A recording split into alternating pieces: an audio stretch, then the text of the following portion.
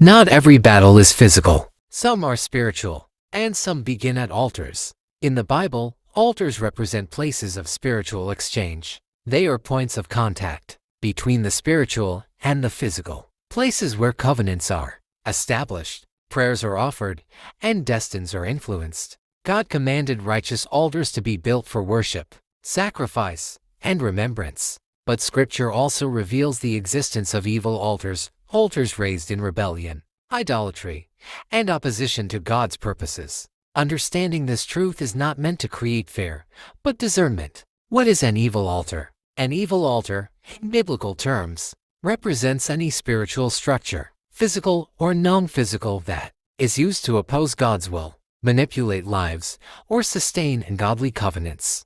Altars do not always appear as visible objects. Many operate through belief systems, spoken words, repeated sins, or inherited patterns. The power of an altar is not in its material, but in the spiritual agreement behind it. 1. Idolatrous altars.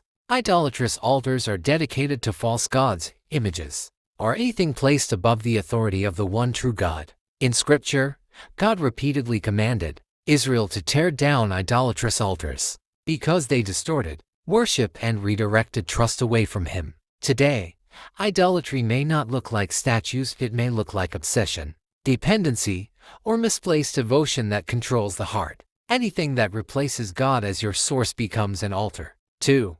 Ancestral or generational altars. The Bible shows that some altars are rooted in family lines, covenants made long before we were born. Generational altars can manifest through repeated struggles, cycles of poverty, addiction, broken relationships, or spiritual resistance.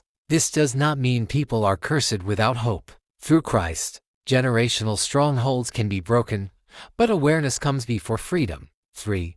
Altars of bloodshed and violence. Scripture reveals altars established through violence, injustice, or innocent blood. These altars cry out spiritually and demand judgment. God is a God of justice, and He does not ignore bloodshed. Where violence is glorified or unrepented, spiritual consequences often follow. 4. Altars of witchcraft and manipulation. The Bible clearly warns against sorcery, divination, and manipulation of spiritual forces. Witchcraft is not just rituals, it includes control, domination, intimidation, and spiritual coercion.